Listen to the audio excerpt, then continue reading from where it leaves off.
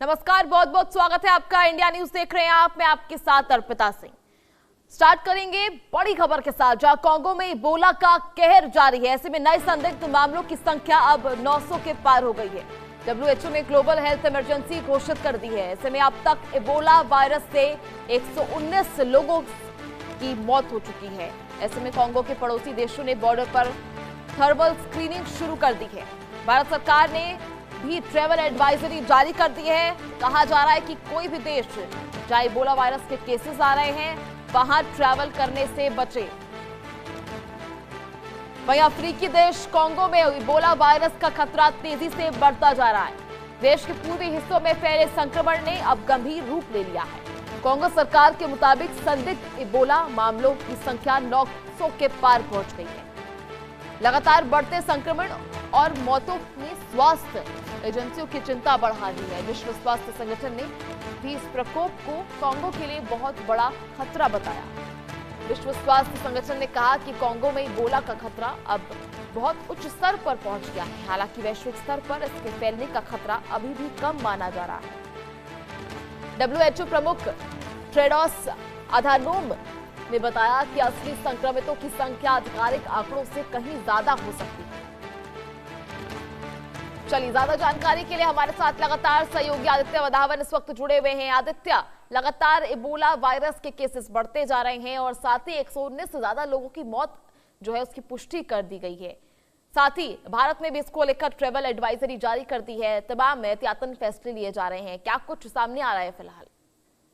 बिल्कुल, देखिए अर्पिता, कहीं ना कहीं कांगो एक कांगो की जो डेमोक्रेटिक रिपब्लिक ऑफ कांगो है वो एक एपिसेंटर बन चुका है इबोला वायरस का। और इसमें कोई देखिए नई बात नहीं है। हर बार पिछले वर्ष भी हमने देखा कैसे कांगो में इबोला वायरस बहुत ज्यादा बड़े स्तर पर फैला। और कहीं ना कहीं जो काफी ज्यादा चिंताजनक स्थिति है कि किस तरीके से जो है हर साल जो है कांगो, स्पेसिफिकली अगर कांगो, युगांडा और सूडान जैसे इन अफ्रीकाई देशों की बात करें तो इबोला आउटब्रेक यहाँ पर कोई नया नहीं है। और अब ये एक दूसरी महामारी विश्व की लिए एक सरदर्दी बन सकती है। हमने देखा कैसे कोरोना काल में कितना चेंजेस हुआ, उसकी वजह से कितने डिसरप्शंस आए। तो काफी ज्यादा कुछ ऐसी रिपोर्ट्स भी आ रही है कि ऑक्सफोर्ड के साथ मिलकर serum institute of India Ebola के लिए भी एक नई वैक्सीन बनाने की तैयारी में है। तो अब ये काफी ज्यादा इसके लिए ऑलरेडी हेल्थ एडवाइजरी जारी की गई है। और देखने वाली बात होगी कि क्या ये कुछ अफ्रीकाई देशों में ही रहता है या इसका जो केसेस हैं दूसरे देशों में भी लगातार संक्रमण इसका फैलता है, क्योंकि ये काफी ज्यादा डेडली वायरस है इबोला का। और देखने वाली बात होगी कैसे चीजें आगे बढ़ती हैं यहाँ पर। ठीक है आदित्य, देखिए पिछले कुछ दिनों में हंता वायरस को लेकर भी लगातार जो है दहशत बनी हुई थी, लेकिन WHO ने उसको लेकर किसी भी तरह की जो है ऐसी स्ट्रिक्ट प्रक्रिया, सख्त रुख नहीं अपनाया था कि किसी भी तरह की ये इमरजेंसी है।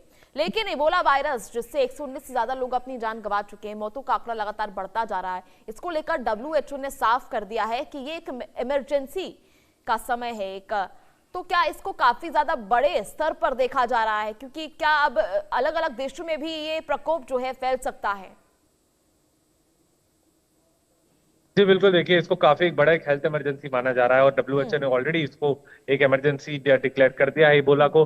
और पहले भी इबोला का खतरा, ये कुछ नई बात नहीं है, पहले भी इबोला का आउटब्रेक जैसे कि हमने जिक्र भी करा कई अफ्रीका देशों में फैला था। तो अब देखने वाली बात होगी, कुछ ऐसी भी रिपोर्ट सामने आई जहां कांगो में एक अस्पताल था जहां इबोला का इलाज चल रहा था, उसी को जो है आग लगा दी गई, क्योंकि कहीं ना कहीं काफी लोग संक्रमित, इबोला से संक्रमित लोग उस अस्पताल में थे कांगो के। तो काफी चीजें जो है भयानक जो है तस्वीरें और खबरें कांगो से आ रही हैं अगर हम इबोला की बात माने तो। और देखने वाली बात होगी कि क्या इसके पूरी दुनिया जो है इसको रोक पाती है या कहीं ना कहीं ये पूरे तरीके से और फैलता हुआ दूसरे देशों में भी दिख रहा है। नजर बनाए रखिए, आपसे जानकारी लेते रहेंगे। बहुत बहुत शुक्रिया छोटे के लिए।